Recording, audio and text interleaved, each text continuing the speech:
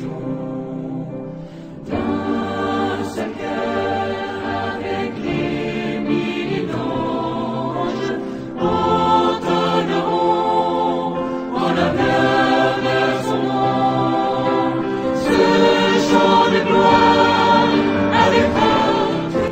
monde entier et a toujours fait du mariage homosexuel une parade. Mais, que nous enseigne la parole de Dieu, la Sainte Bible sur ce sujet?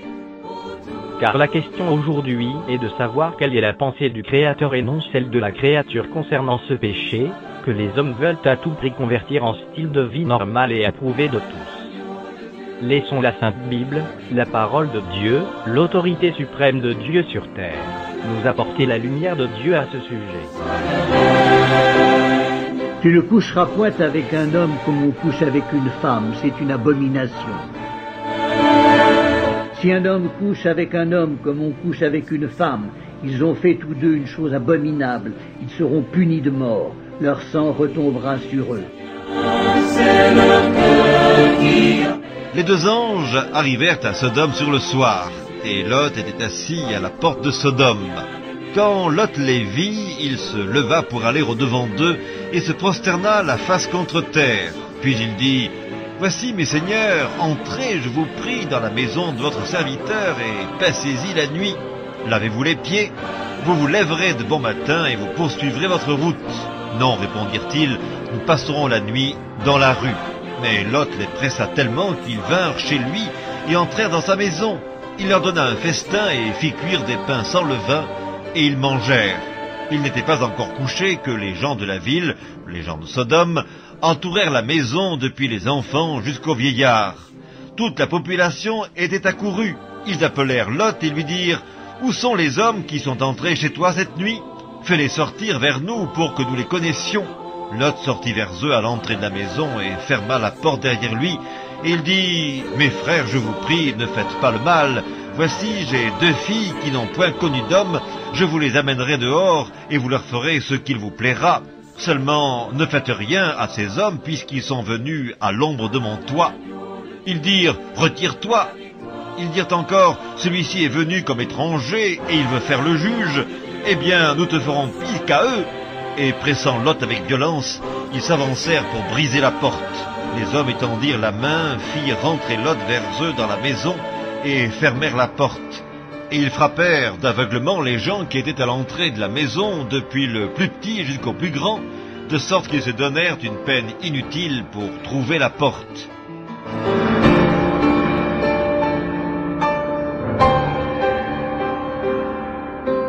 Il y eut même des prostituées dans le pays. Ils imitèrent toutes les abominations des nations que l'Éternel avait chassées devant les enfants d'Israël. Il ôta du pays les prostituées, et il fit disparaître toutes les idoles que ses pères avaient faites. Le jugement de Dieu sur les générations précédentes et futures qui se sont livrées, et qui se livreront à ce péché d'homosexualité.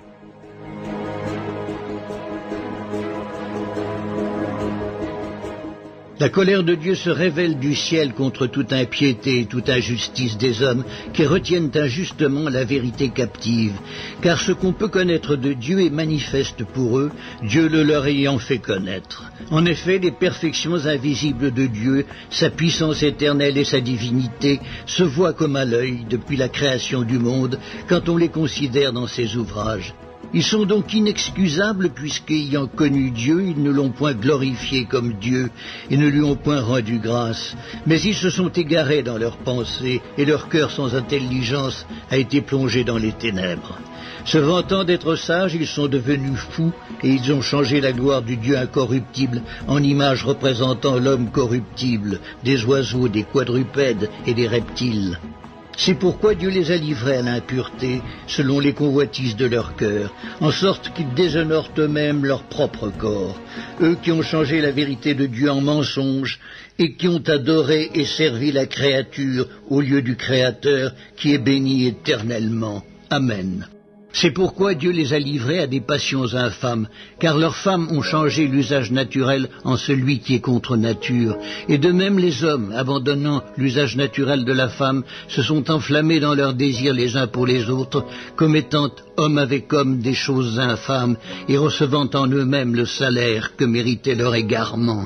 Comme ils ne se sont pas souciés de connaître Dieu, Dieu les a livrés à leur sens réprouvé pour commettre des choses indignes, étant remplis de toute espèce d'injustice, de méchanceté, de cupidité, de malice. Pleins d'envie, de meurtre, de querelles, de ruse, de malignité, rapporteurs, médisants, impies, arrogants, hautains, fanfarons, ingénieux au mal, rebelles à leurs parents, dépourvus d'intelligence, de loyauté, d'affection naturelle, de miséricorde.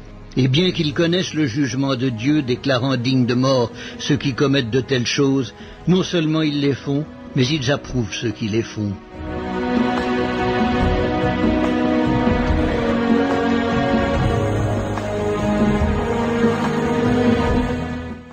S'il a condamné à la destruction et réduit en cendres les villes de Sodome et de Gomorrhe, les donnant comme exemple aux impies à venir, et s'il a délivré le juste Lot, profondément attristé de la conduite de ces hommes sans frein dans leur dissolution, car ce juste, qui habitait au milieu d'eux, tourmentait journellement son âme, juste, à cause de ce qu'il voyait et entendait de leur œuvre criminelle.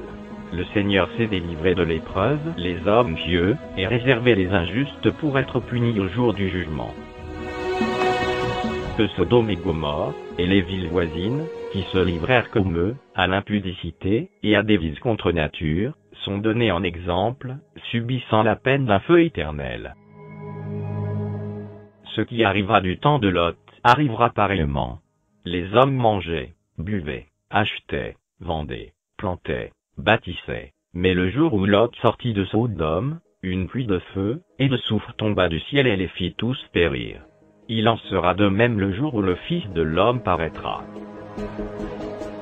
Mais, eux, semblables à des brutes qui s'abandonnent à leur penchant naturel, et qui sont nés pour être prises et détruites, ils parlent d'une manière injurieuse de ce qu'ils ignorent, et ils périront par leur propre corruption, recevant ainsi le salaire de leur iniquité. Ils trouvent leur délice à se livrer au plaisir en plein jour. Hommes tarés et souillés, ils se délectent dans leur tromperie, en faisant bonne chère avec vous.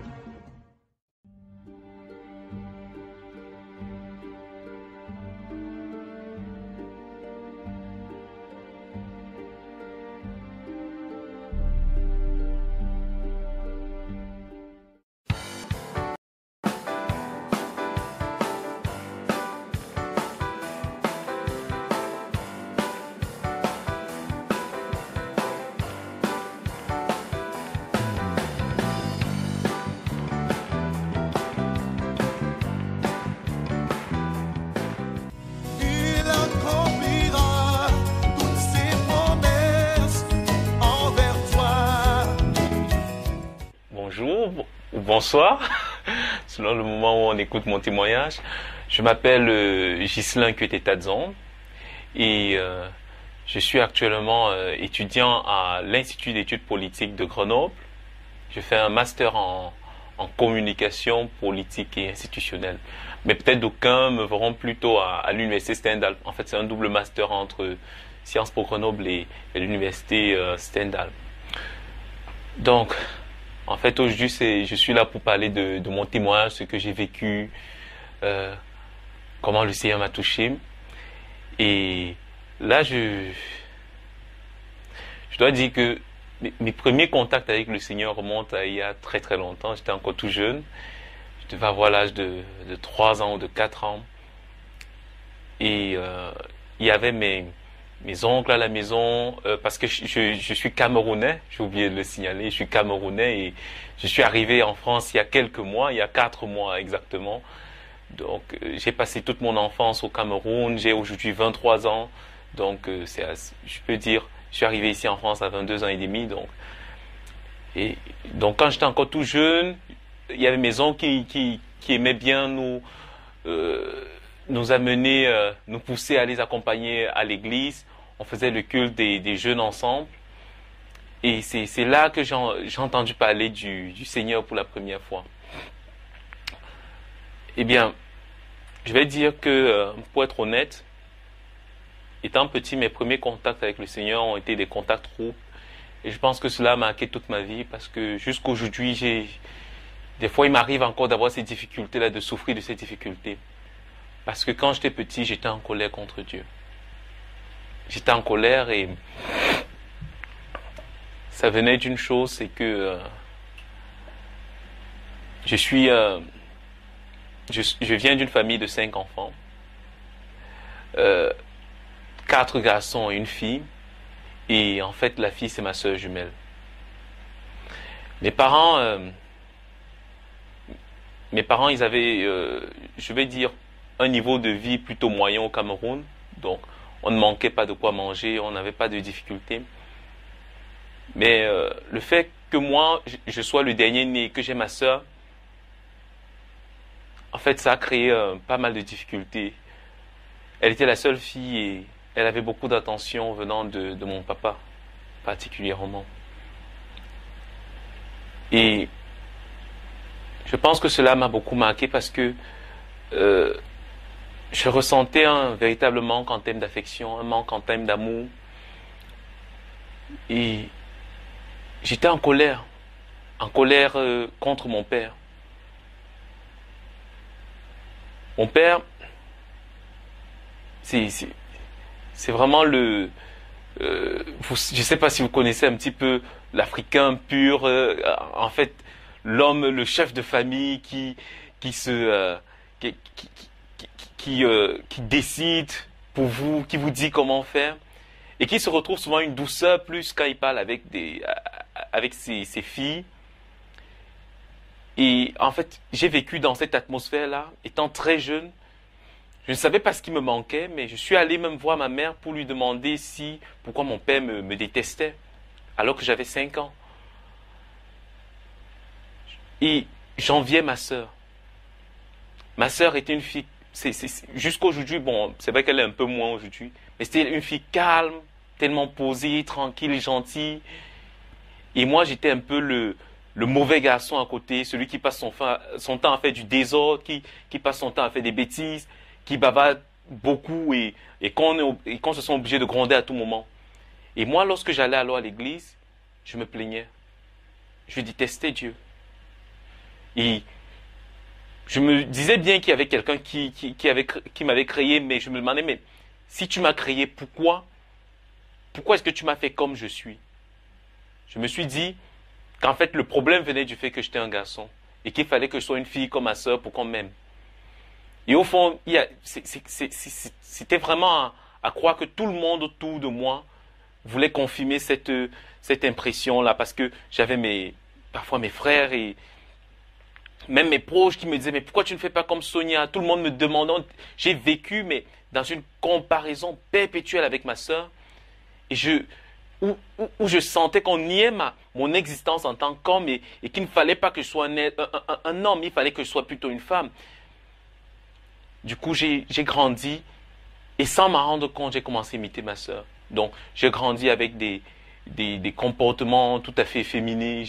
J'avais une voix aiguë. C'est vrai que ça a un petit peu changé maintenant. Mais j'avais vraiment... j'enviais ma sœur. Et j'étais en colère contre Dieu.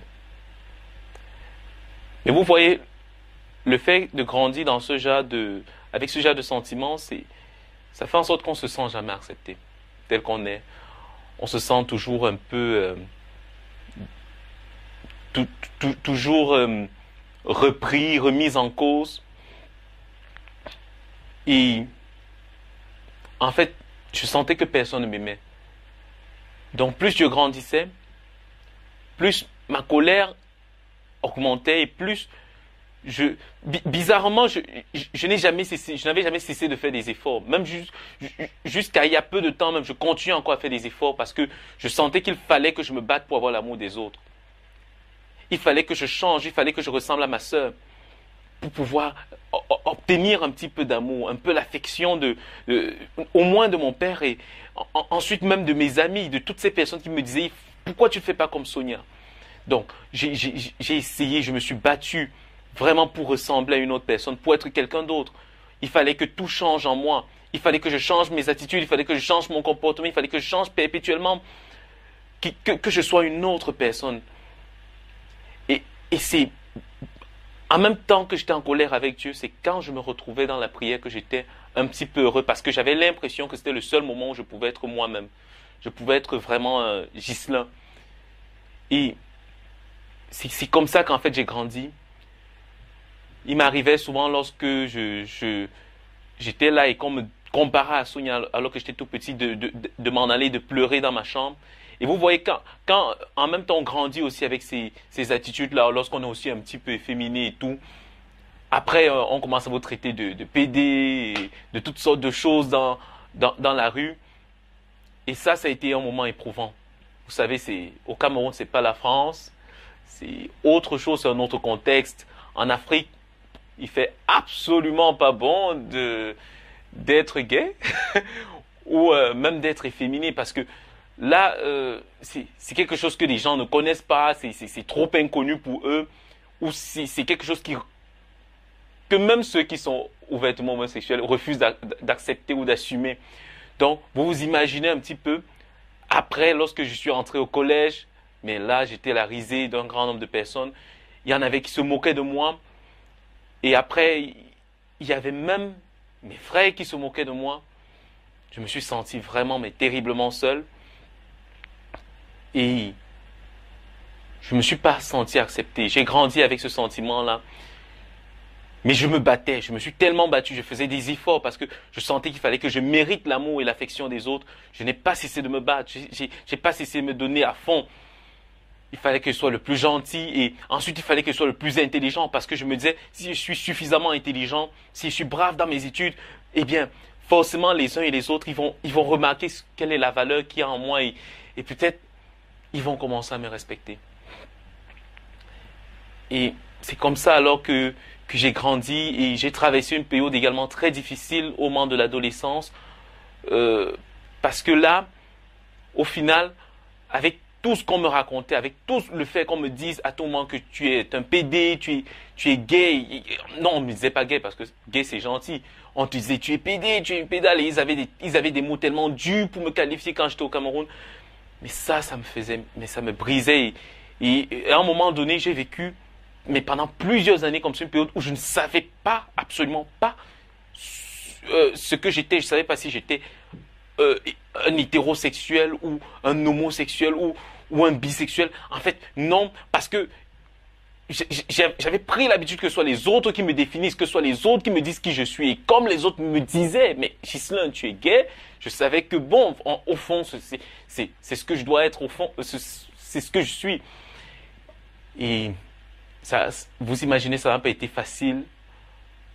J'ai traversé donc vraiment une adolescence, mais difficile.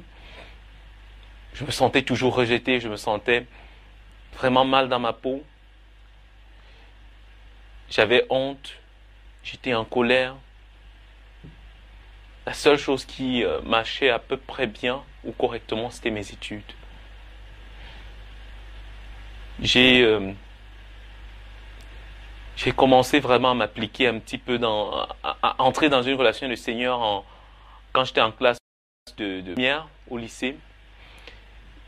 J'étais très jeune, j'ai fait des études vraiment très jeune. Aussi, j'ai eu à sauter quelques classes, donc j'avais 15 ans en classe de première, j'ai obtenu mon baccalauréat à l'âge de 16 ans. Et je peux dire, c'était vraiment je me focalisais sur mes études, j'essayais de ne pas penser à autre chose, j'essayais de mettre un voile sur le reste de ma vie en me disant que non, ça va. Le plus important, c'est que les études aillent bien. Mais ça n'allait pas. J'ai commencé à me rapprocher du Seigneur et quand j'écoutais un petit peu les messages de la Bible, où on parlait d'amour, je me disais, waouh, est-ce qu'il y a quelqu'un qui peut vraiment m'aimer tel que je suis? Parce que bon, moi franchement, je ne savais pas, je n'ai jamais appris qu'on puisse nous aimer tel que nous sommes. Je n'ai jamais appris cela. Quand j'ai obtenu mon baccalauréat, c'est là que j'ai vraiment donné ma vie au Seigneur. j'assistais à c'était lors d'une, comment est-ce qu'on appelle encore ça? Ce sont, en fait, il y avait un concert, c'était une campagne d'évangélisation, donc il y avait un concert et j'aimais les chants, j'aimais la louange, et on a lancé l'appel et tout d'un coup, je me suis dit, oui, moi aussi, je veux donner ma vie au Seigneur, et là, je me suis lancé. Mais parce que vraiment, je ressentais un manque et j'avais besoin d'amour et je me suis lancé comme ça. Et entre-temps, lorsque j'ai donné ma vie au Seigneur, c'était vraiment une campagne d'évangélisation pour d'une église, d'une assemblée évangélique, et en fait, un peu pentecôtiste et tout. Donc, or, initialement, mon papa, lui, c'est un protestant, mais vous voyez, c'est une famille, c'est plus les protestants conventionnels, donc tous assis au culte, on écoute le pasteur et après on dit Amen. Bon, vous voyez, donc je m'appelle le jour où je rentre comme ça, je m'en vais, je lui dis ça, il me dit mais pourquoi est-ce que tu fais ce genre de choses? Comment est-ce que tu peux aller donner? Comment est-ce que tu peux assister à ce genre d'assemblée? Les pentecôtistes, c'est mauvais, c'est tout ce qui est le plus mauvais. Si tu veux faire quelque chose à l'église, on part ensemble dans l'église où tout le monde va dans la famille. Bon, en fait, c'est pas tout le monde exactement parce que ma maman est catholique. Et au fond, même dans la famille, il y a certains de mes frères qui sont plutôt baptisés catholiques et qui persévèrent à l'église catholique.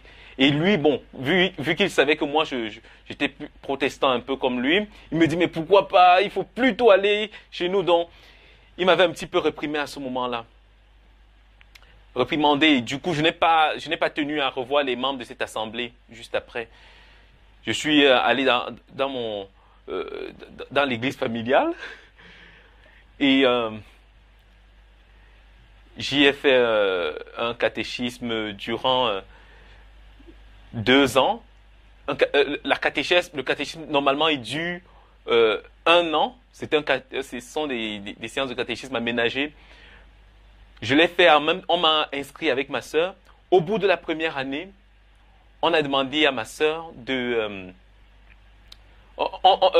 le papa voulait qu'on se baptise tous les deux, j'ai refusé.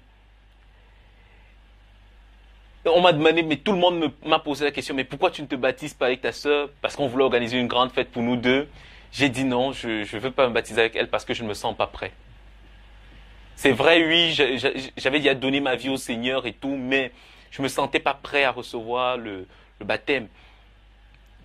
Et j'ai dit, je préfère attendre encore. Je pense que au fond, c'était là parmi les premiers actes d'émancipation qui me caractérisaient véritablement vis-à-vis de ma sœur, vis-à-vis de mon père. Et 1 an après, je me suis baptisé. Entre-temps,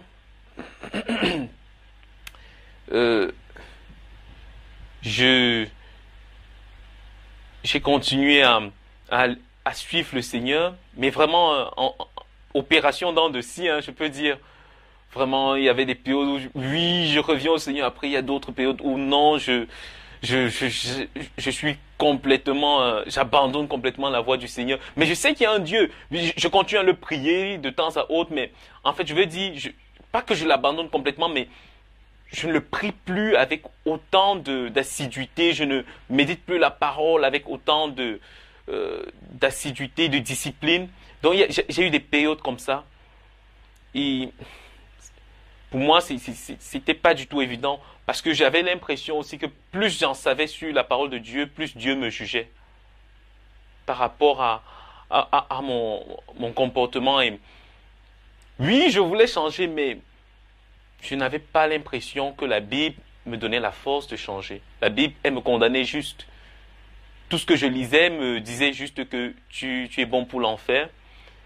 Et non, je t'aime. Bon, oui, c'est vrai, il y a des passages qui qui te disent je t'aime, mais quand on te demande d'être irréprochable et que tu sais au fond de toi que c'est tellement difficile pour toi d'abandonner parfois le mensonge, parce que à un moment donné, je me suis mis à mentir. Je ne mentais pas excessivement, mais normalement j'avais une réputation de franchise j'avais une certaine réputation de franchise vis-à-vis de tous ceux qui m'entouraient. Ça faisait en sorte que pas mal de personnes m'appréciaient. Mais je me suis pris à mentir parce que justement, je voulais que les autres m'aiment. Je voulais que les autres m'apprécient. Je voulais être intéressant. Et là, je pense que le Seigneur, lui, il était à l'œuvre. Parce que dès le moment où, même quand j'abandonnais, il trouvait le moyen de me ramener à lui. Je pouvais passer 3 mois, mais où je passe mon temps à pécher en parole, en acte, en pensée. Mais juste après, le Seigneur, quand il me rappelle, je reviens et il me rappelle avec tellement de douceur et tellement d'amour. Mais quelque temps après, je n'arrive pas à résister. Je me dis, je préfère être accepté. Et c'est surtout quand je suis arrivé quand j'ai obtenu ma licence en 2011, j'ai obtenu ma licence en sciences politiques, qui a eu un autre tournant. J'ai commencé à boire de la bière et à boire de l'alcool en général. Hein.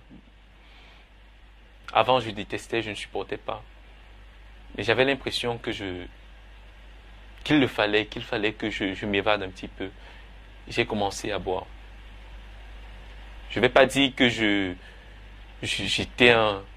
ne buvais pas tous les jours, mais j'aimais bien ce que ça faisait de boire, mais une bonne quantité. Lorsque je m'en allais je faisais une sortie avec des potes pour boire, il fallait que je rentre sous. Et j'aimais ça. J'avais pas l'impression que ça noyait mes soucis, que l'alcool parvenait à noyer mes soucis, mais j'avais l'impression au moins que pendant le temps où je buvais, c'est comme si tout s'était atténué. C'était comme une rupture dans le temps, une parenthèse par rapport à toute ma réalité, à tout ce que je pouvais avoir comme problème. Et dans cette parenthèse-là, je m'amusais. Du coup, j'ai commencé à faire des sorties avec certains amis. Et ça a beaucoup entaché ma relation avec mon père, qui n'était pas déjà évidente. J'avais tellement de rancœur vis-à-vis de mon père par rapport à tout ce que j'avais vécu étant petit.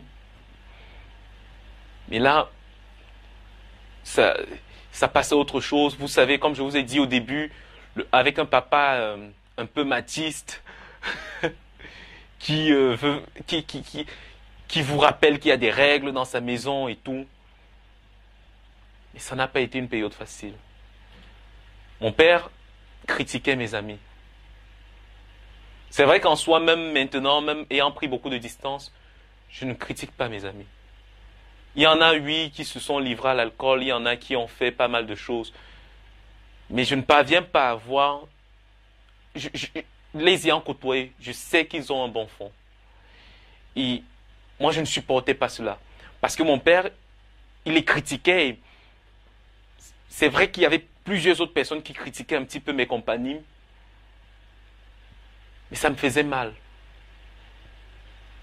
Outre ma sœur, mon père c'était épris d'un autre de ses enfants. Entre-temps, c'était mon grand frère. Mon grand frère qui a eu, qui faisait ses études de médecine au Mali. Un jeune homme également, mais j'ai dit très talentueux dans ses études et tout. Et il avait toute l'affection de mon père. Non seulement c'était un enfant soumis et gentil. Bon, il est toujours soumis et gentil. Mais en plus, c'est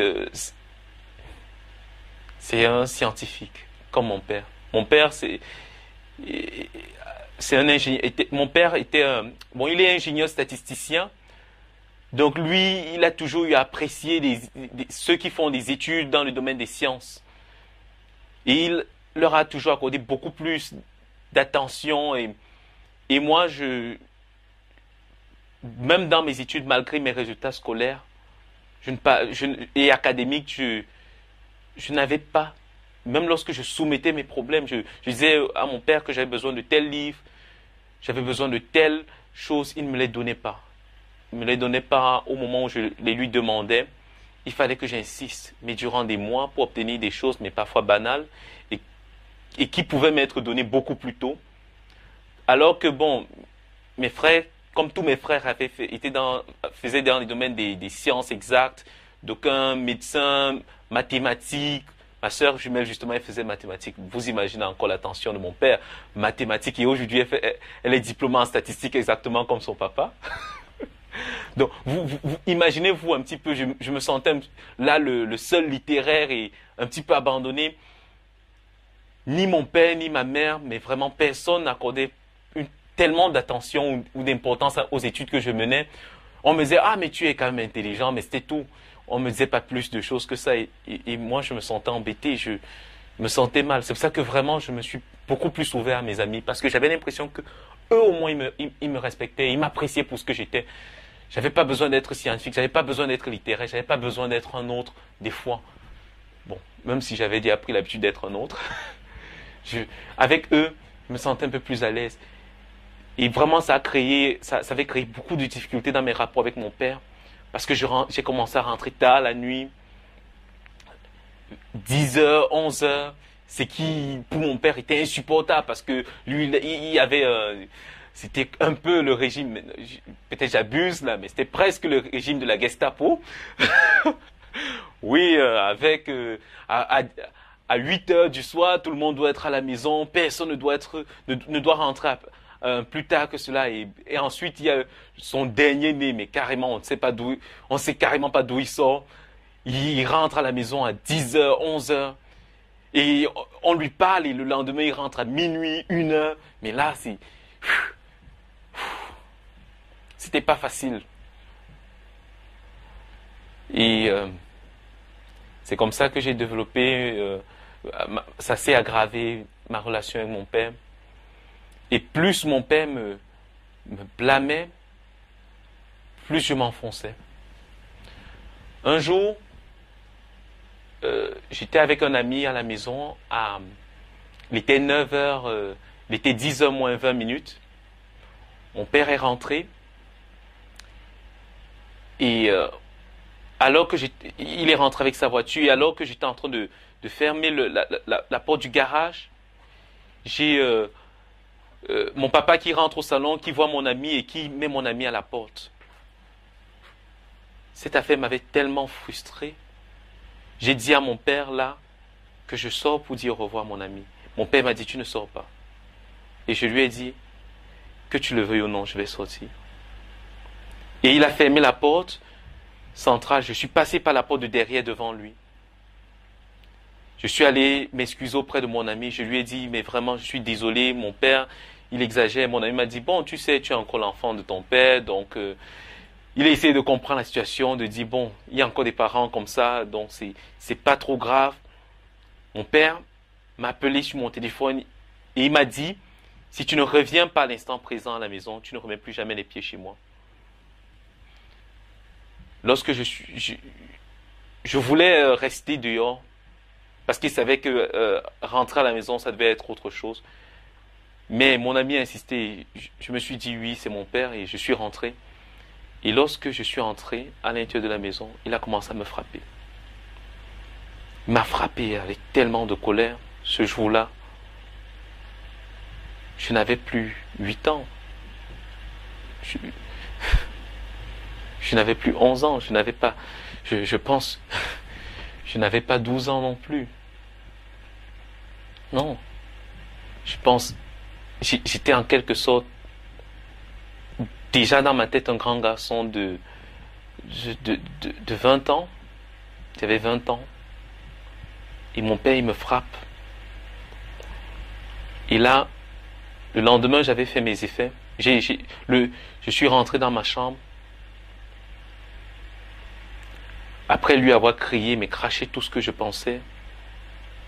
un venin tellement profond.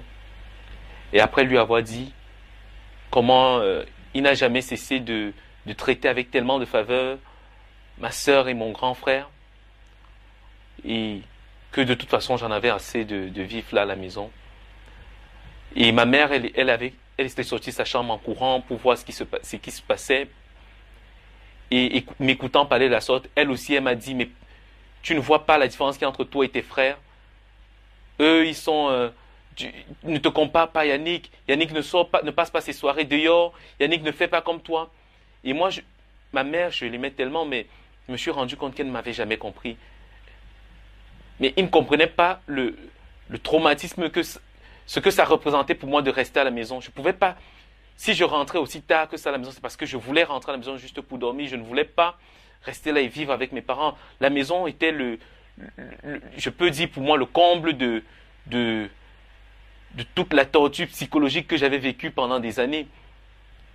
Je pouvais me faire rejeter dehors, mais je pensais que ma famille au moins ne devait pas me rejeter. Donc, mais ayant vécu dans une famille où on m'avait insulté, où j'avais été insulté, mais non seulement par mes frères, négligé par mon père, et parfois je détestais, je haïssais cette maison de toute façon. Et là, je n'ai pas pu m'empêcher, je me suis senti de trop. Je suis parti. Le lendemain matin, j'ai pris mon sac et j'ai fait une fugue en quelque sorte. Je ne sais pas si à 20 ans on peut encore appeler ça une fugue.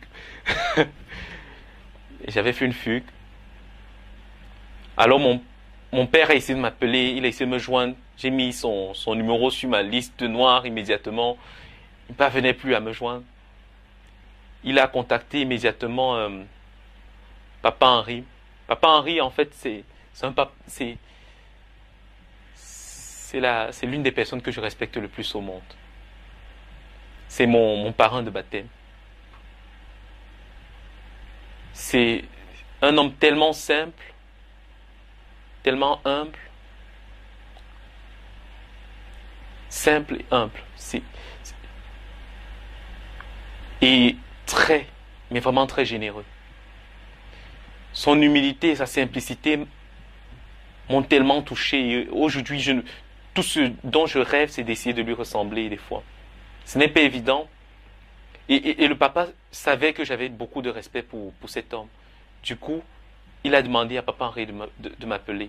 Et c'est quand mon parrain m'a appelé que je suis rentré. Quand je suis rentré, j'ai refusé de dormir à la maison, d'abord. Ensuite, je suis finalement rentré à la maison, mais je ne parlais pas avec mon père. J'ai refusé de parler avec lui pendant plusieurs mois. Et comme j'étais dans un système mais vraiment de rébellion, je suis allé... il y avait quelqu'un qui m'avait proposé, il y avait le directeur d'une agence de mannequinat qui m'avait proposé depuis un bon bout de temps, mais viens travailler avec moi. J'ai accepté, j'ai dit bon, je vais bosser avec lui pour pouvoir avoir un peu d'argent, pour ne plus dépendre de mes parents.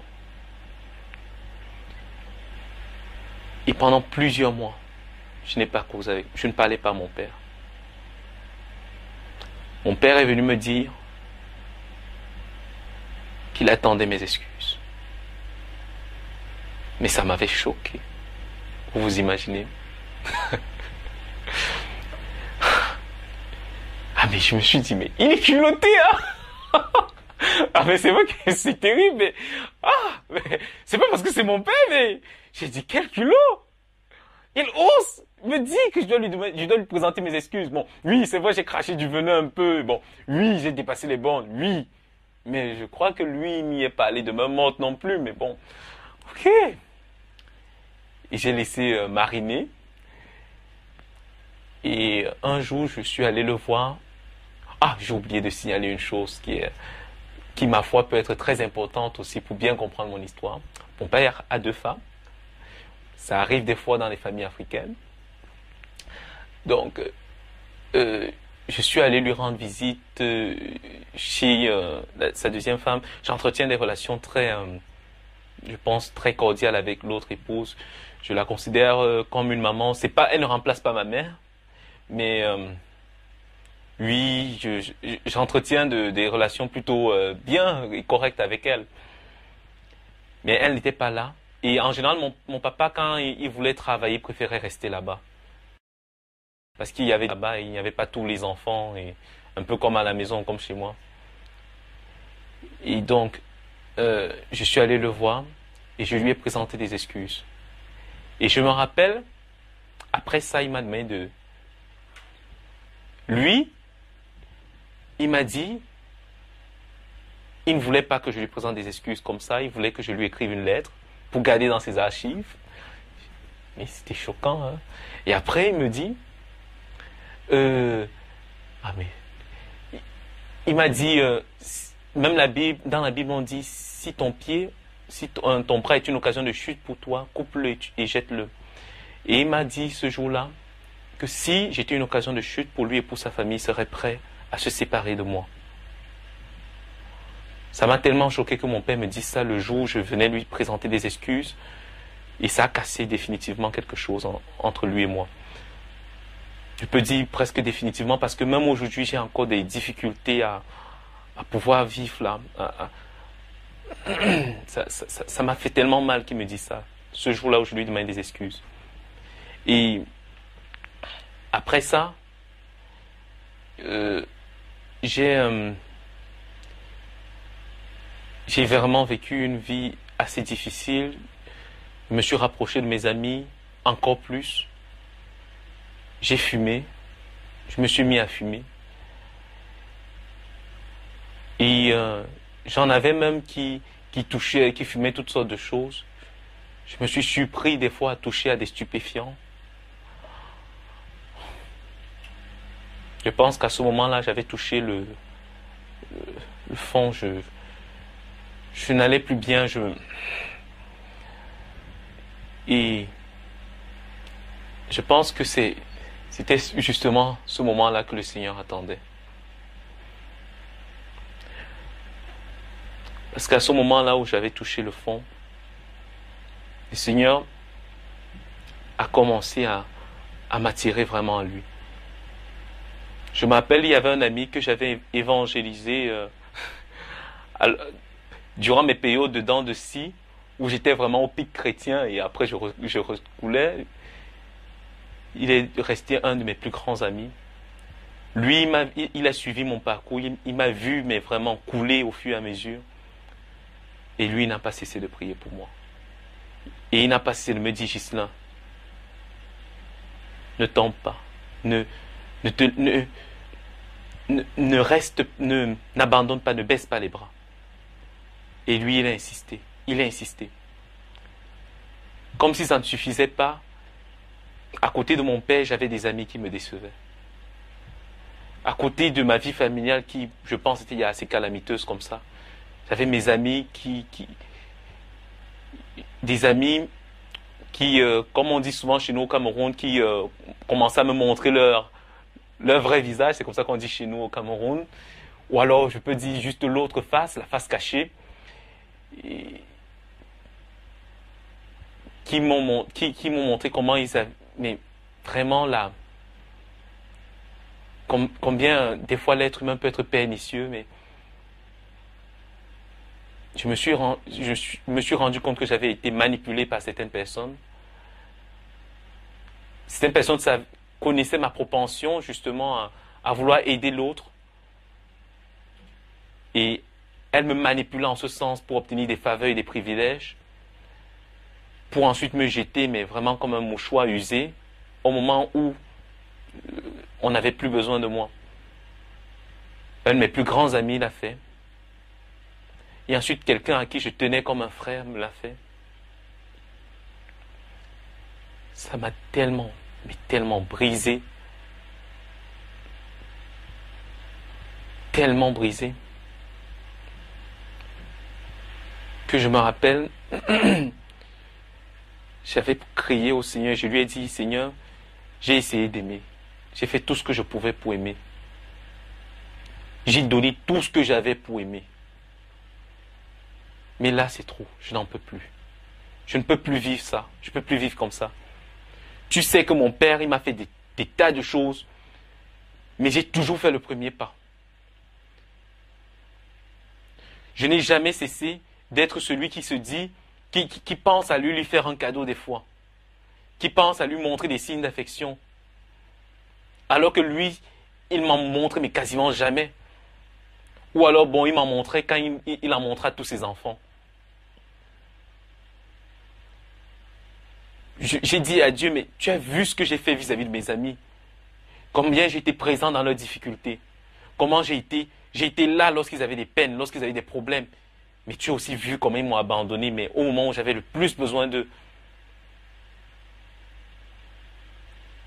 Et j'avais pris la résolution de ne plus aimer. Je m'étais décidé à ne plus aimer. Mon cœur s'était fermé. J'avais dit non, là, je n'en peux plus. Et vous savez quoi? Comme on dit, mais parmi les choses, les choses les plus incroyables, à ce moment-là où je sors, mais vraiment de la dernière chose qui avait brisé, mais émietté carrément mon cœur, parce que mon cœur avait été brisé, là, il était réduit en poudre. Mais là, à chaque fois que je tiens la Bible, mais juste pour l'ouvrir comme ça, je tombe sur un texte qui parle de l'amour. Ou alors du pardon. Et je me dis, merde, mais c'est quoi ce truc? Qu'est-ce qui m'arrive là? Et je dis à Dieu, mais si tu voulais vraiment que j'aime, tu n'avais qu'à ne pas placer ces gens-là sur mon chemin. Et je referme la Bible et je pose ça à côté, j'ai m'entête. J'ai appelé des amis proches qui m'avaient jamais déçu. Je leur ai dit, mais qu'est-ce que je fais?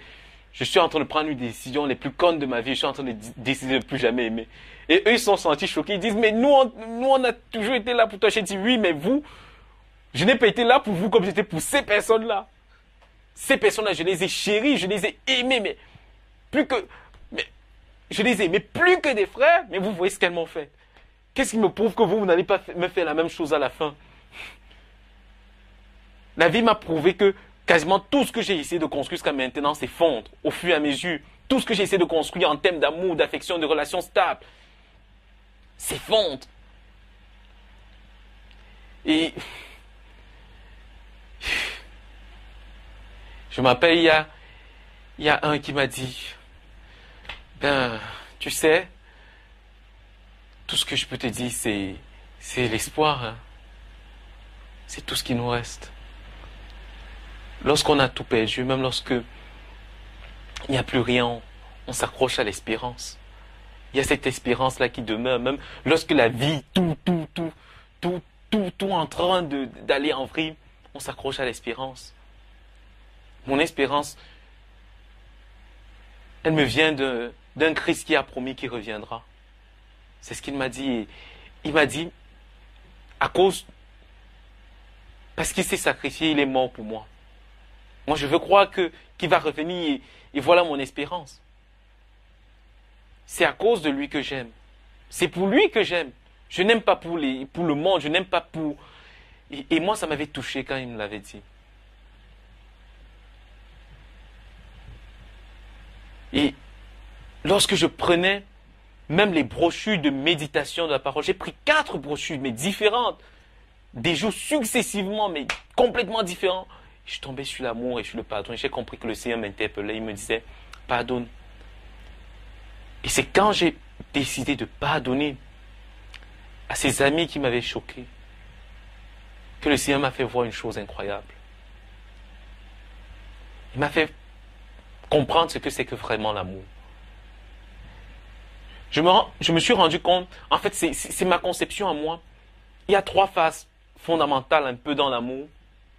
Dans la première phase, on se dit, je cherche quelqu'un qui va m'aimer, je cherche quelqu'un qui va m'accepter. C'est comme ça que moi j'étais étant petit. Je n'aimais pas forcément, je faisais des bêtises et je faisais tout un tas de trucs pour me faire remarquer. Mais je voulais que quelqu'un m'aime comme ça. Et après, il y a quelque chose que j'ai fait un peu plus tard. C'est que j'ai voulu donner de l'amour, mais j'attendais de l'amour en échange. Et c'est comme ça que je vivais. Je voulais qu'on me donne quelque chose en échange, qu'on me donne quelque chose en retour. Et là, le Seigneur est en train de me donner lui-même, mais en personne, la dernière leçon sur l'amour. C'est l'amour de Christ. C'est que, après qu'on t'ait cloué, qu'on t'ait frappé, après avoir été insulté, blessé, et après cloué ici sur la croix, le symbole même de la pire chose qui puisse arriver, la trahison même de ceux qu'on est venu sauver, de ceux qu'on est venu aimer, on puisse encore élever une prière au Seigneur et dire, Seigneur, pardonne-leur parce qu'ils ne savent pas ce qu'ils font. Je pense que ça, c'est la dernière dimension de l'amour. Et le Seigneur est en train de me dire, c'est toi, tu croyais que tu étais déjà arrivé au bon niveau. Mais moi, voilà où je voulais te hisser. Mais le Seigneur ne pouvait pas me hisser à ce niveau-là de l'amour si ceux que j'aimais ne me décevaient pas. Et c'est là que j'ai compris. C'est là que j'ai commencé à m'attacher au Seigneur. Vraiment. Je suis allé avec mon parrain, on a fait l'évangélisation. J'ai commencé à sentir un appel profond en moi-même. Une voix qui me disait, Ghislain, deviens pasteur, Ghislain, deviens pasteur, Ghislain, deviens pasteur. Mais je dis, mais Seigneur, tu peux pas me dire que je devienne pasteur. Si tu voulais que je devienne pasteur, il fallait me le dire depuis le baccalauréat. À ce moment-là, je t'ai prié, je t'avais demandé, conduis-moi toi-même vers les études que tu agrées. Et je me souviens que tu m'as donné des signes qui m'orientaient vers la science politique et ensuite vers la communication politique que j'ai eu à faire à l'ESTIC. À chaque fois, je t'ai demandé, mais maintenant que tu me demandes de venir, pasteur, je dis non, c'est pas comme ça que ça se passe. Tu aurais dû le faire depuis le début. Et c'est ça que moi je dis au Seigneur. Bon, excusez-moi, j'avais un peu mes conditions aussi. Et le Seigneur, il a insisté. Et il y avait cette voix qui revenait en moi-même. Lorsque je priais, elle me disait, Ghislain, deviens pasteur. Et puis, mon grand frère qui était au Mali, il avait finalement il a obtenu son diplôme de médecine. Il a fait le concours d'internat de médecine pour venir ici en France. Et il a été admissible à ce concours. Sauf que ce jour-là, il y a eu un problème. C'est que, alors qu'il demande le visa à l'ambassade de France, on refuse de lui accorder son visa. Un visa, bon, qui normalement semblait être acquis parce que c'était pour venir faire passer une épreuve pour entrer pour devenir interne en médecine ici en France. Déjà, ce concours est extrêmement difficile et pouvoir faire partie des 6 personnes qui sont retenues internationalement pour pouvoir passer les dernières épreuves. Et là, je me trouve dans la voiture ce jour-là. Je dis au Seigneur, mais Seigneur, comment est-ce qu'une telle chose peut arriver? Seigneur, je voudrais que tu accordes à mon grand frère de réussir ce concours. Et là, la voix, elle me dit encore, Ghislain, deviens pasteur. Je dis, mais Seigneur, c'est quoi? C'est ta condition? La voix me répète juste, deviens pasteur. Ce jour-là, je me suis calmé, j'ai oublié, je me suis effacé des commentaires parce que nous étions dans la voiture avec mon père, mon frère, tout le monde était en train de crier, de vociférer dans la voiture. Mais le concours était nous étions jeudi. Le voyage de mon frère devait avoir lieu vendredi. Et le mardi prochain, il devait être ici, il devait être à Paris pour passer la dernière épreuve de son examen. Et tout le monde était là, tout le monde était troublé dans la voiture. Et moi, j'ai pris un moment de calme et j'ai dit, ok Seigneur, c'est ce à quoi tu m'appelles, ok. Je suis prêt à devenir pasteur. Je te confie ma vie, je te confie toute chose. Prends la direction de ma vie, Seigneur. Je m'étais déjà abandonné à toi, mais là, maintenant, je te confie les rênes. Dirige ma vie comme tu l'entends. Et le Seigneur m'a dit, ne t'inquiète pas pour ton frère. Il va réussir son examen. J'ai dit, mais Seigneur, mais comment est-ce que ce serait possible qu'il réussisse son examen? On vient de lui refuser le visa. Et il m'a juste répondu par un verset de la Bible.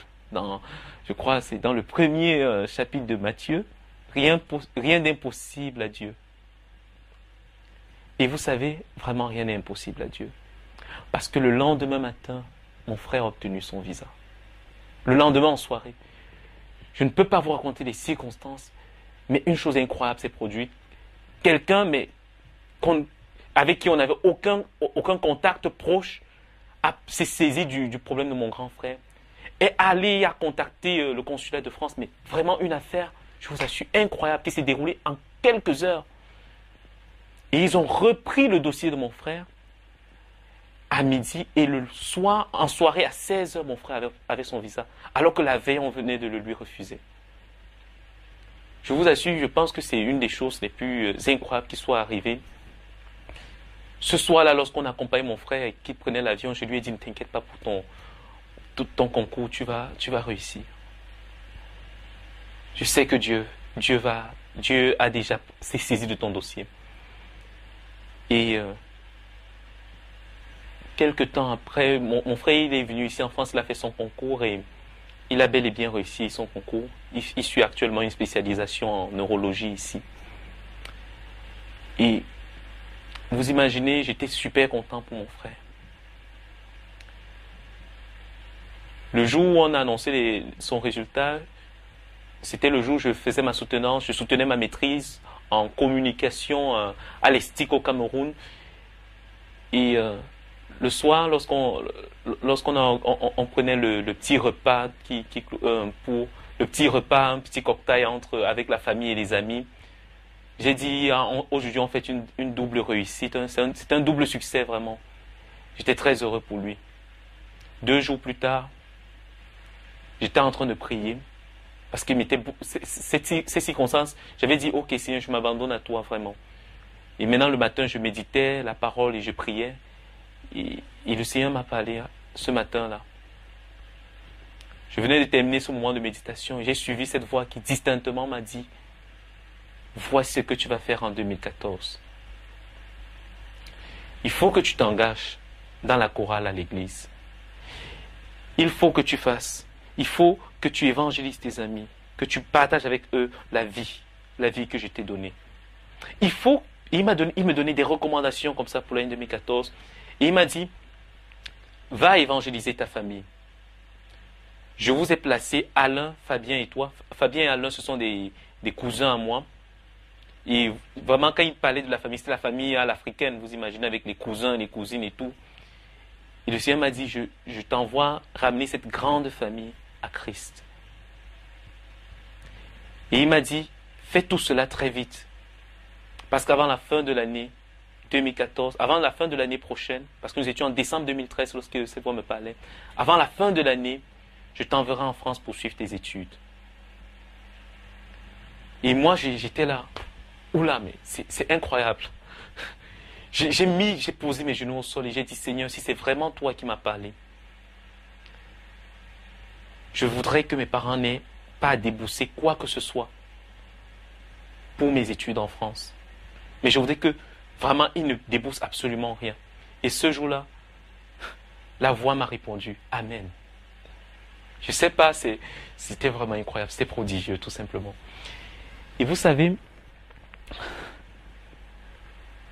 quelques temps après, je suis allé voir mes parents pour leur dire que maintenant que j'avais eu ma maîtrise, je voulais partir en France.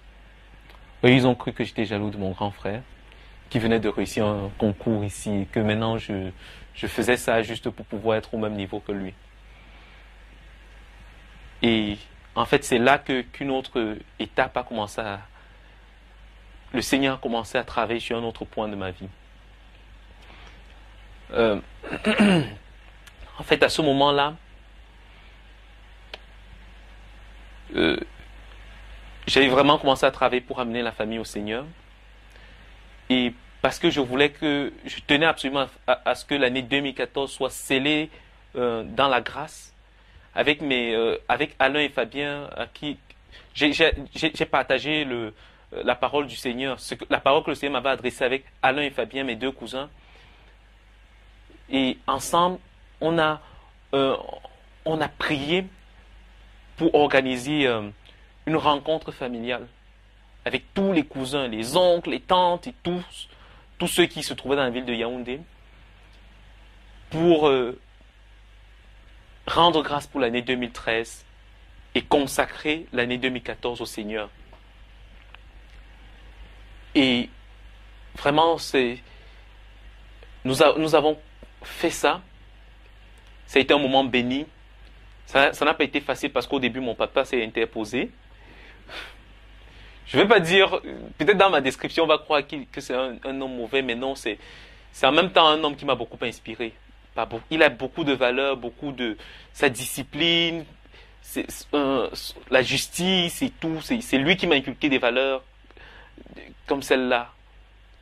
Et lui s'est d'abord interposé parce qu'il trouvait que nous n'étions pas outillés pour faire, nous n'étions pas les bonnes personnes vraiment pour le faire, mais qu'il fallait que ce soit un pasteur peut-être de notre église toute conventionnelle qui le fasse. Et, moi, j'étais un bon têtu et rebelle en puissance. Je croyais que j'étais rebelle pour le Seigneur. Je croyais. Hein. J'ai dit non. J'ai dit à mon père que non, c'est entre nous que nous voulons organiser ça et tout. Nous avons beaucoup insisté, mais vraiment par la grâce de Dieu, sans trop de hurt, on a pu organiser cela. Et ce jour-là, il y a un petit rituel qu'on faisait souvent dans mon église, c'est que pour l'année, on partageait il y avait des coupons contenant des versets, parfois d'exhortation et toutes sortes de choses. Et on les agrafait à des petits chocolats. Et l'idée, c'est que chaque personne tirait au hasard. Et c'était un peu le message du Seigneur pour ton année.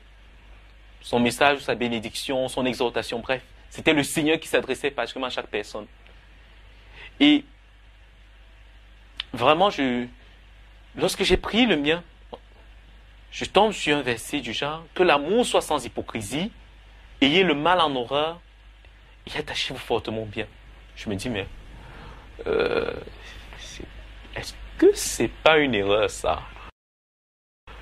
Je suis tout sauf un hypocrite. J'ai toujours dit ce que je pensais, parfois à mes dépens. Justement, c'est la raison pour laquelle j'ai autant de problèmes avec mon père et avec certaines autres personnes qui n'apprécient pas mon manque de langue de bois. Je ne comprenais pas. Mais le Seigneur, il voyait bien au-delà de tout ce que les yeux humains pouvaient voir.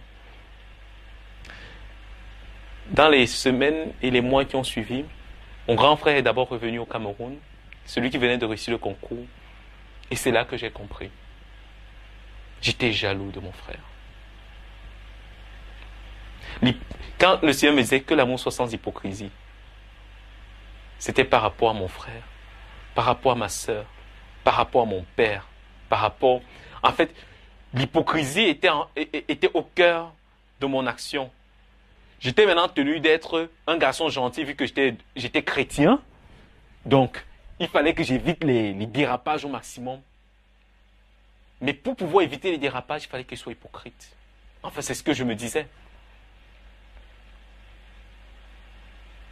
Je nourrissais une colère, mais terrible vis-à-vis de mon père. Parce qu'il ne se cachait, mais pas du tout, pour montrer ses marques d'affection toutes particulières et très orientées. Mais ça me faisait mal. Je n'ai pas compris que le Seigneur était en train encore de me dire, mais Ghislain, il faut travailler ça. Je n'ai pas pu m'empêcher.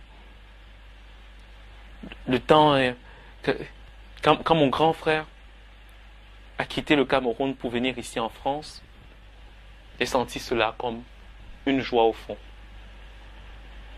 Donc quand il venait, il a commencé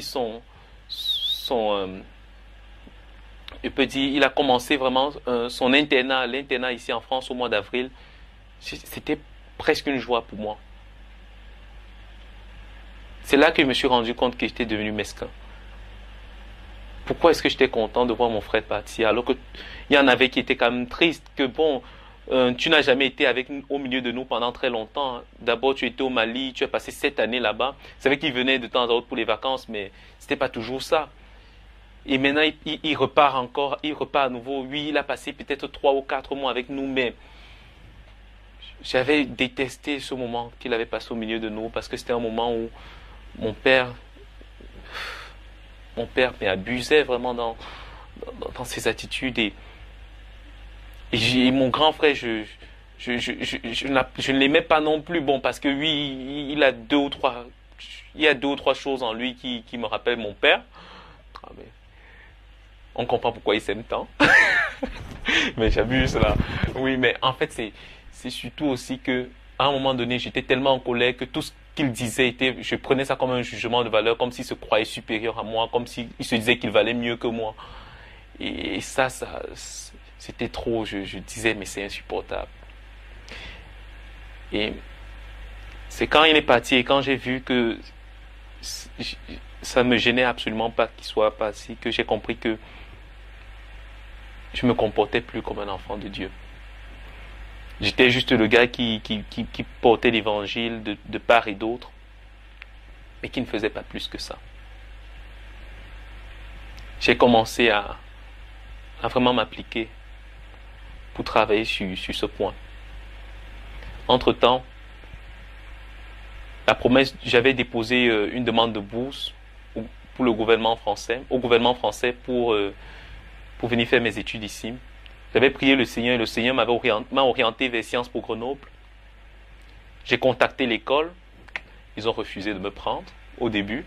Ils disaient que le master était ouvert uniquement aux candidats internes à l'école, dont ceux qui ont eu à faire leur premier cycle à Sciences Po ou alors à l'université Stendhal. Parce que il y avait énormément de candidatures déjà à l'interne, donc c'était pas possible de candidater de l'extérieur. Et j'ai insisté. Ils m'ont à nouveau refusé. Et à un moment donné, ils m'ont demandé de ne plus insister, de plus insister. Et ça m'a choqué. Je me suis senti un peu abandonné. Je me suis dit, mais Seigneur, comment est-ce que tu peux m'orienter vers cette école-là, mais qui ne veut absolument pas me prendre? Et à chaque fois que le Seigneur me parlait, c'était juste pour me dire, Ghislain, je t'ai dit que tu iras à Sciences Po Grenoble. Alors, garde la foi. J'ai dit, j'ai dit, Seigneur, c'est pas normal. J'ai dépassé la date limite de dépôt des dossiers pour le master est passée. J'ai dit, c'est passé, donc je sais plus quoi faire. Le Seigneur m'a dit, encore rien n'est possible à Dieu. J'ai dit, mais Seigneur, ça c'est incroyable. Entre-temps, j'ai essayé vraiment de travailler sur mon comportement. J'ai essayé de revoir mes relations avec ma sœur jumelle, avec ceux qui m'entouraient. J'ai fait une formation à l'école de famille où le Seigneur m'a clairement montré quelles étaient mes difficultés, comment en fait tous les signes d'affection et d'amour que je montrais à mes amis, c'était pas des œuvres bonnes devant le Seigneur, parce qu'en fait je faisais ça juste parce que j'essayais d'acheter l'amour des autres. Je me suis rendu compte de mon hypocrisie du début à la fin. J'avais été hypocrite depuis que j'étais petit. M'étant senti rejeté depuis très jeune, je m'étais toujours dit qu'il fallait que je me batte pour que les autres m'aiment, pour que les autres m'acceptent. Je n'avais pas appris à être moi-même. Je n'avais pas appris à être simple, Non. Et le Seigneur m'exhortait à travailler cela. Et en même temps, j'étais inquiet par rapport à mes études. Finalement, on m'accorde la bourse, mais je n'ai même pas encore l'admission pour mon master ici à Grenoble. Je dis, mais Seigneur, on vient de m'accorder une bourse sans même que je n'ai eu de lettre d'admission de l'établissement. Ça, c'est clair que c'est un miracle. En général, c'est pas des choses qu'on fait. Mais si justement je ne leur apporte pas rapidement une lettre d'admission, ces gens ils vont reprendre leur bourse, ou ma bourse va être annulée, va être résiliée. Et le Seigneur me dit, ne t'inquiète pas. Et moi, je n'ai pas écouté le Seigneur à ce moment-là. J'ai commencé à contacter tout un tas de personnes, tous ceux que je connaissais autour de moi. Des professeurs, des docteurs, des gens qui travaillent dans le ministère de l'enseignement supérieur et des relations extérieures au Cameroun, pour savoir qu'est-ce qui pouvait être fait peut-être même au niveau diplomatique, pour que je sois pris dans ce master. Mais rien ne marchait, parce que les établissements sont autonomes et on ne peut pas les obliger non plus. Et moi, je me suis dit, mais Seigneur, qu'est-ce que je fais? Je me rappelle, quand j'avais obtenu la bourse, je l'ai dit à ma mère, elle avait bondi de joie, elle était tellement contente pour moi. Mais quand elle a appris que je n'arrivais pas à obtenir l'admission dans l'école, déjà tout le monde m'a dit, cesse de te focaliser sur Sciences Po Grenoble, cherche une autre université. Et je pouvais encore chercher une autre université, mais je me suis rappelé que le Seigneur m'a dit, c'est là-bas. J'ai dit, Seigneur, si je rate cette bourse, ce sera à cause de toi. Donc, c'est toi seul qui aura honte à la fin. J'ai dit, et j'étais en colère contre Dieu. J'ai dit, mais en tout cas, on dira que bon, j'ai dit, quand je m'appelle, j'étais souvent là dans ma chambre et je chantais des cantiques. J'ai dit, Dieu est tout puissant, oui. Après, il dit, oui, tu es tout puissant, mais n'oublie pas, je suis en train de le chanter, mais si tu me donnes, si au final je me retrouve pas à Sciences Po Grenoble, on comprendra que ben, tu n'es pas aussi tout puissant que ça. Ah, mais je sais que je suis terrible, mais bon, c'est comme ça que, c'est un peu ça ma relation avec Dieu des fois. Je lui disais ça et j'étais toujours en train de lui dire que, ah, mais au final, on va dire oui, Ghislain est un fou, mais moi à la fin je pourrais au moins me venger en disant que bon, mais c'est toi. Tous ceux qui m'entourent savent que je m'entête à dire Sciences Po Grenoble parce que c'est toi, mais c'est toi qui m'envoies à Sciences Po. Hein? Parce que tu m'as donné un message concernant Sciences Po. Et tu m'as donné plusieurs autres prophéties dans ma vie qui se sont accomplies, ou même sur la vie d'autres personnes qui se sont accomplies. Si ça, tu ne l'accomplis pas, eh bien, Seigneur, on va comprendre que tu peux être un menteur des fois. Eh bien, ah, mais c'est vrai que je suis un peu osé de traiter le Seigneur de l'univers de menteur. Mais bon. Heureusement qu'il est très ouvert, notre Dieu. Vraiment. Donc, j'étais vraiment, je paniquais. Et je m'appelle un soir, je suis rentré comme ça, ma mère m'a demandé si je suis rentré, j'étais en costume parce que j'étais allé rencontrer vraiment une haute personnalité dans un ministère camerounais. Elle me dit, tu as pu trouver quelque chose? J'ai dit non. J'ai fait, je me suis affalé dans le divan et j'ai dit, j'ai fait l'humainement possible, maintenant je veux voir le divinement possible. Et j'ai arrêté là, j'ai dit non, je fais plus d'efforts. Je m'intéresse à ce que le Seigneur m'avait confié. J'ai commencé à me battre pour ma famille, à continuer à essayer de partager avec eux l'évangile, m'appliquer à partager ma foi avec les autres membres de ma chorale. C'est un peu comme ça que j'ai essayé de vivre durant plusieurs semaines. Et je m'appelle un matin, j'étais en train de méditer, et là, à nouveau, la voix du Seigneur s'est adressée à moi. Et le Seigneur, c'est bon, tout est arrangé, tu as ton admission en Sciences Po Grenoble. Et là, je bondis de joie. Je dis, oh Seigneur, tu viens faire quelque chose d'incroyable. Ok, je cours alors, je cours ouvrir ma boîte email. Je suis sûr de voir, de tomber sur un super courriel qui va me dire, mais Ghislain, nous avons le plaisir de vous dire que vous êtes admis. Mais rien du tout. J'ai dit, merde, mais c'est quoi ça? Ah mais Seigneur, est-ce que tu es un menteur? Mais c'était fou. Mais je vous assure, quelque chose d'incroyable s'est passé à partir de ce jour-là. C'est que c'était le déclenchement en fait.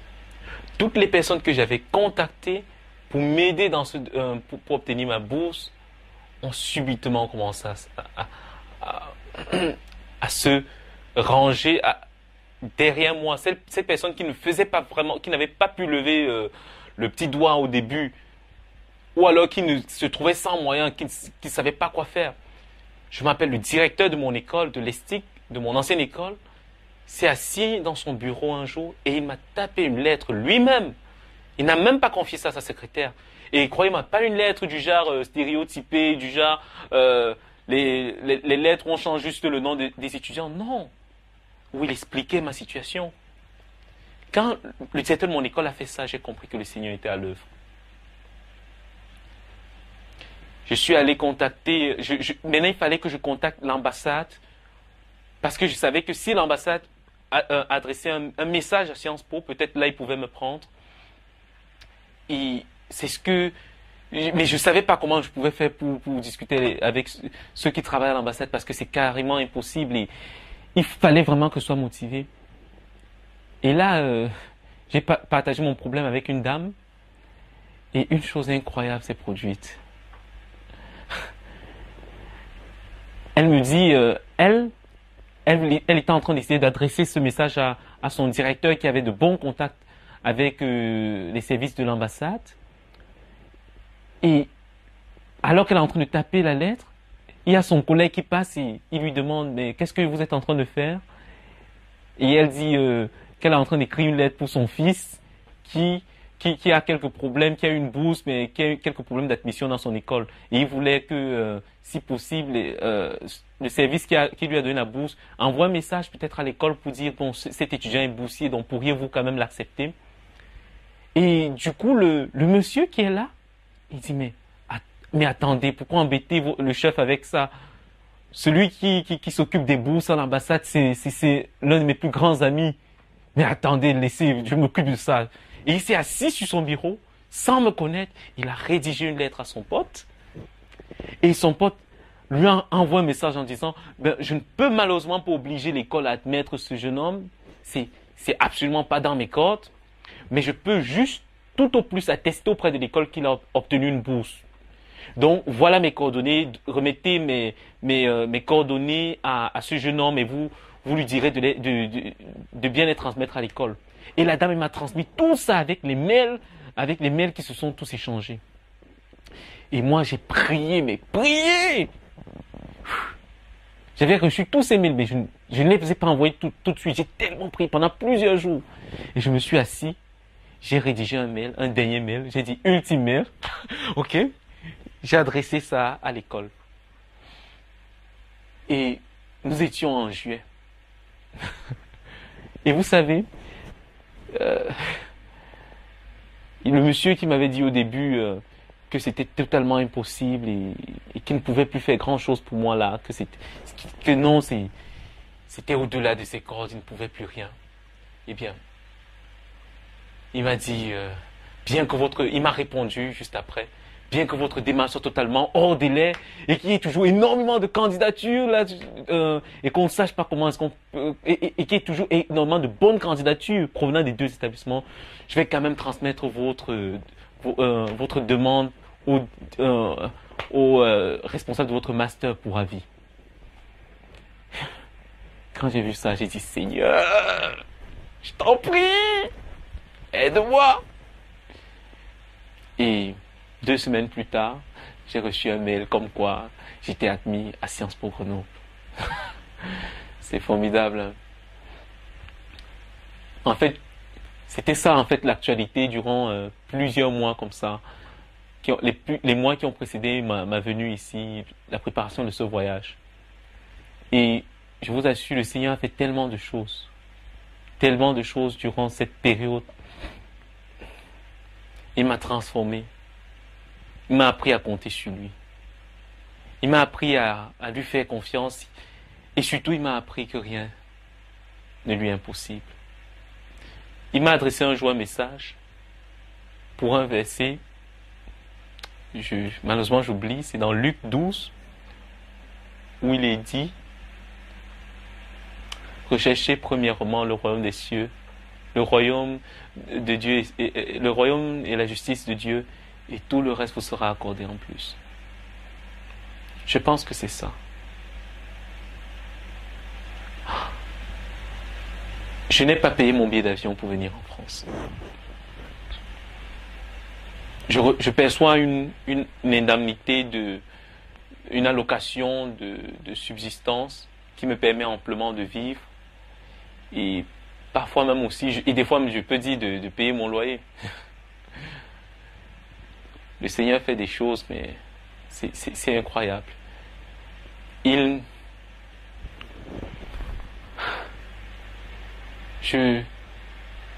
Je suis arrivé ici, j'ai rencontré des personnes mais tellement formidables. J'ai tellement prié. Mais je vais vous dire une chose, c'est que je ne suis pas encore arrivé au bout de mes peines.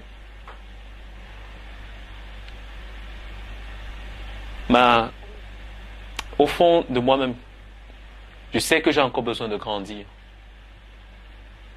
Je ne veux pas dire que j'ai appris tellement aux côtés du Seigneur. Je sais que je suis déjà capable de partager quelque chose avec des gens. Je peux partager déjà un témoin, je peux partager une vie, je peux partager aussi une certaine connaissance, une certaine sagesse que le Seigneur m'a donnée au fur et à mesure que je lisais la parole. Bon, je ne vais pas dire que je suis sage non plus, mais il y a ça que je peux partager. Mais c'est fou ce que j'ai tellement à apprendre. Si vous vous rendez compte, alors que je suis en train de vous parler là, je me rends compte que vis-à-vis de mon Père, ce n'est pas encore clair. J'ai peur des fois de dire, Seigneur, pardonne-nous nos offenses comme nous pardonnons aussi à ceux qui nous ont offensés. C'est facile de dire qu'on a pardonné à quelqu'un. C'est très facile. Je pense que je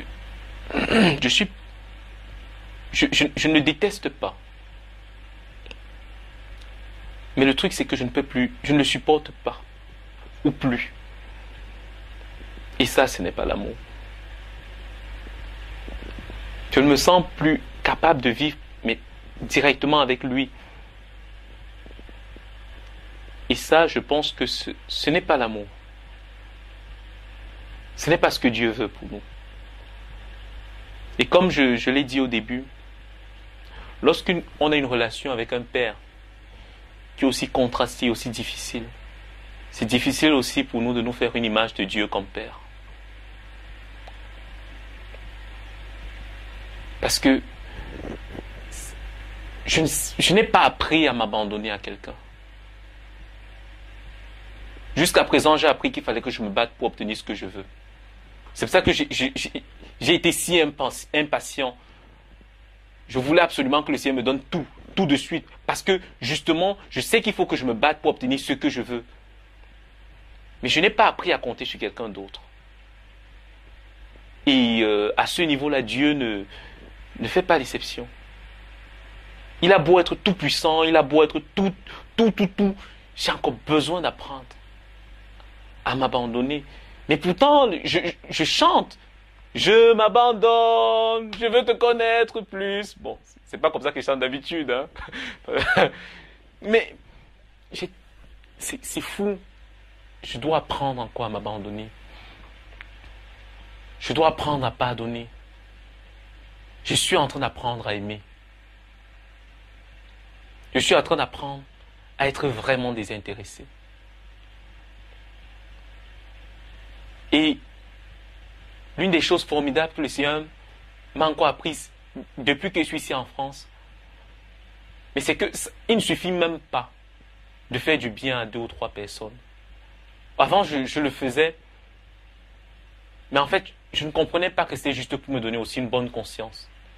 Vous voyez, ça partit de tous. J'ai tellement essayé d'acheter l'acceptation des autres que j'essaie aussi d'acheter maintenant ma propre approbation.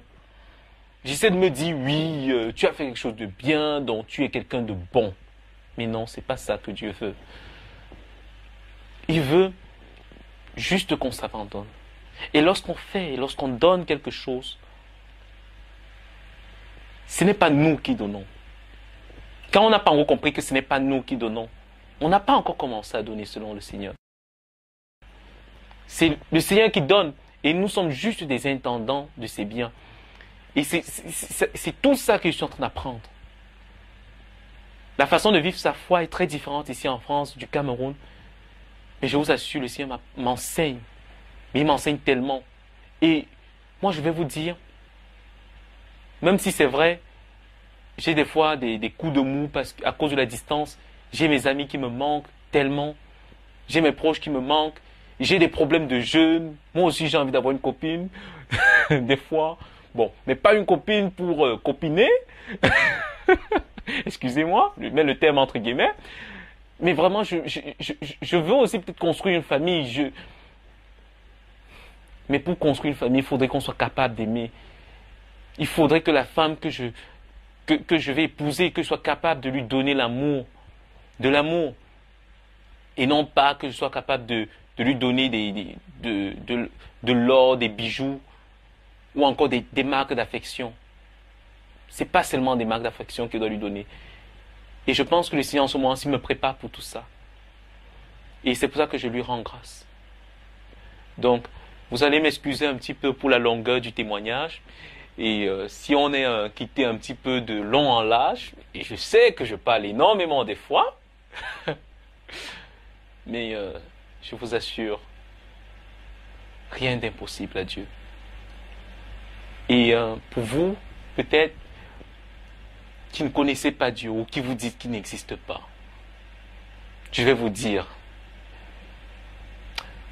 je pense que je suis cinglé. Mais j'ai envie de dire avec David, je suis fou de Dieu. Dieu, c'est ma folie à moi. Et je suis fier, mais fier d'être fou. Croyez-moi, au moment où j'ai vécu aussi une période où j'étais hyper rationnel et tout, et tout, et tout.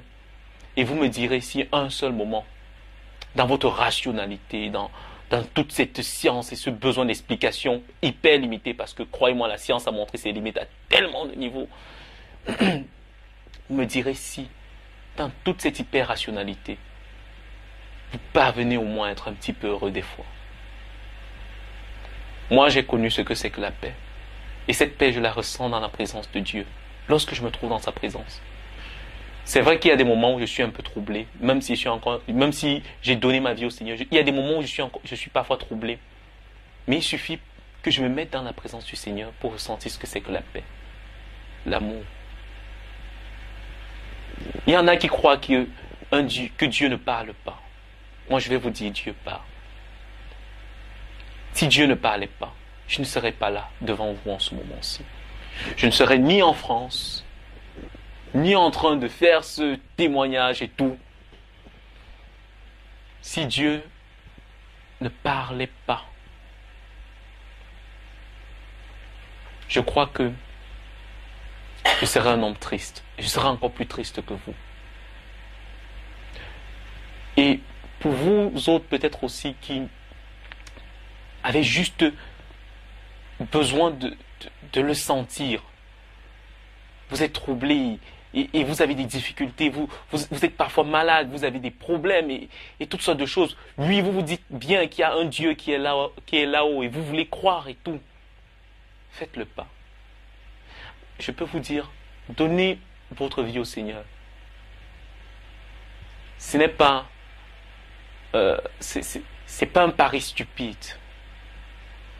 Ce n'est pas je fais ça au cas où j'aurai la vie éternelle plus tard pour ne pas mourir aller en enfer. Non. Je n'ai pas donné ma vie parce que j'avais peur de l'enfer. J'ai donné ma vie au Seigneur parce que j'avais l'impression que ma vie c'était déjà de la merde. Donc,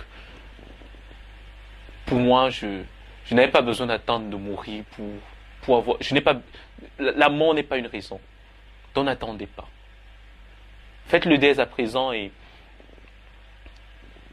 acceptez de devenir des enfants comme moi. Et croyez-moi, avec le Seigneur, on est toujours jeune. Je ne sais pas, peut-être toi qui es là, tu as 50 ans, tu as 60 ans, tu dis, ah ben je suis un peu vieux, j'ai déjà fait toutes sortes de bêtises. Ou alors tu as 70 ans, 80 ans, tu dis, ouh là là là là là là, pour moi. Non mais je t'assure.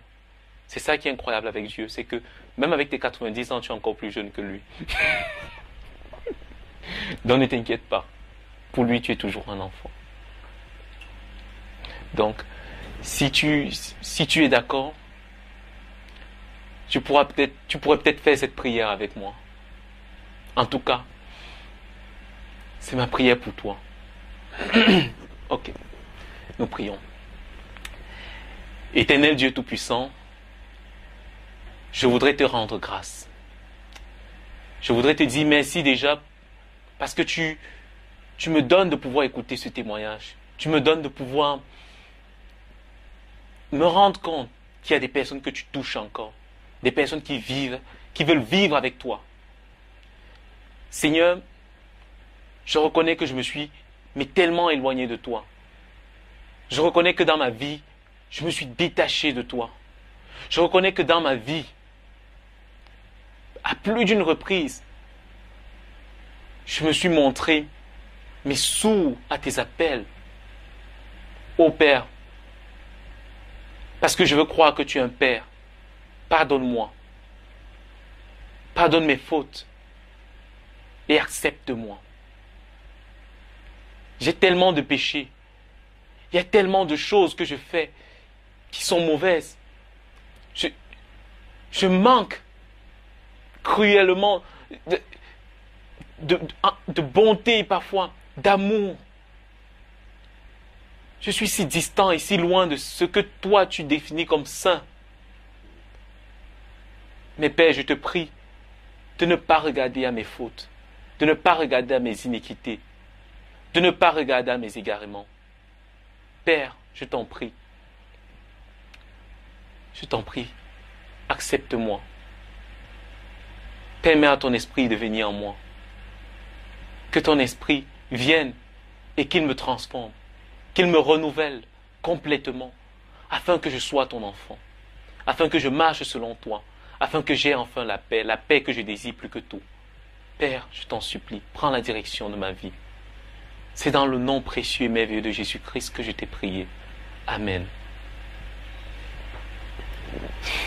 Et si, mon frère, tu as fait cette prière, ne t'inquiète pas. Il est juste et bon pour t'écouter. Répète-la juste avec foi.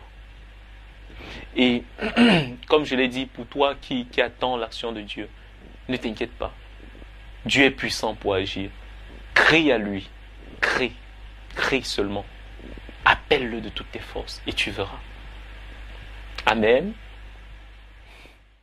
Dieu est capable de faire tout ce qu'il dit, il fera. Il accomplira toutes ses promesses envers toi. Garde ta foi en Dieu, il ne t'abandonnera pas.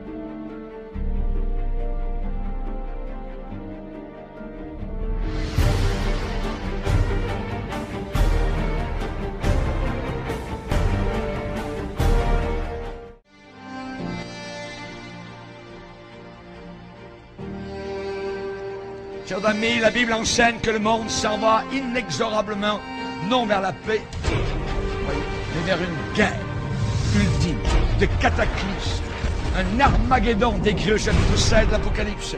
Et avant d'arriver au paroxysme, cet holocauste, les choses iront en se détériorant, les choses vont aller de mal en pire, le monde s'enfoncera toujours de plus en plus dans le chaos, la confusion et le péché. Plus on approchera de la fin, les guerres vont augmenter. Le taux de criminalité va monter en flèche. Les crises économiques seront de plus en plus hard. Les catastrophes naturelles sans précédent, tremblements de terre, inondations, famine, épidémies, pestilence, tout cela a été décrit dans la parole du Seigneur. Et toutes ces calamités marqueront le déchaînement de la colère de Dieu sur notre monde impie et rebelle.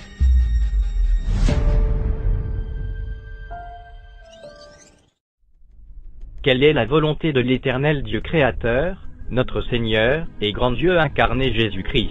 Dans tout ceci, depuis le commencement, la seule et unique réponse immuable, invariable, certaine et éternelle, que nous donne la parole de Dieu, la Sainte Bible, est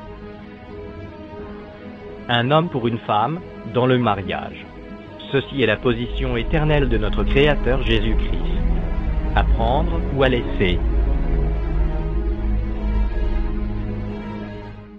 L'Éternel Dieu dit, « Il n'est pas bon que l'homme soit seul, je lui ferai une aide semblable à lui. » L'Éternel Dieu forma de la terre tous les animaux des champs et tous les oiseaux du ciel, et il les fit venir vers l'homme pour voir comment il les appellerait, et afin que tout être vivant portât le nom que lui donnerait l'homme. Et l'homme donna des noms à tout le bétail, aux oiseaux du ciel et à tous les animaux des champs.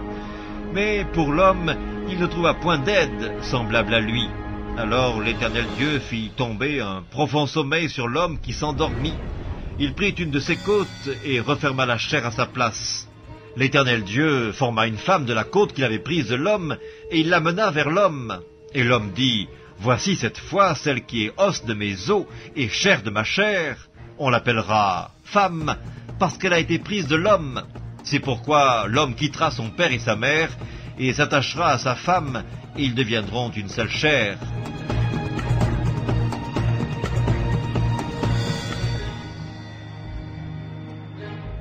Il répondit, « N'avez-vous pas lu que le Créateur, Au commencement, fit l'homme et la femme et qu'il dit, c'est pourquoi l'homme quittera son père et sa mère, et s'attachera à sa femme, et les deux deviendront une seule chair. Ainsi ils ne sont plus deux, mais ils sont une seule chair. Que l'homme donc ne sépare pas ce que Dieu a joint. Pour ce qui concerne les choses dont vous m'avez écrit, je pense qu'il est bon pour l'homme de ne point toucher de femme. Toutefois, pour éviter la pudicité, que chacun ait sa femme et que chaque femme ait son mari. Que le mari rende à sa femme ce qu'il lui doit et que la femme agisse de même envers son mari. Je suis venu comme une lumière dans le monde, afin que quiconque croit en moi ne demeure pas dans les ténèbres. Si quelqu'un entend mes paroles et ne les garde point, ce n'est pas moi qui le juge, car je suis venu non pour juger le monde, mais pour sauver le monde. Celui qui me rejette et qui ne reçoit pas mes paroles a son juge. La parole que j'ai annoncée, c'est elle qui le jugera au dernier jour. Car je n'ai point parlé de moi-même, mais le Père qui m'a envoyé m'a prescrit lui-même ce que je dois dire et annoncer. Et je sais que son commandement est la vie éternelle. C'est pourquoi les choses que je dis, je les dis comme le Père me les a dites.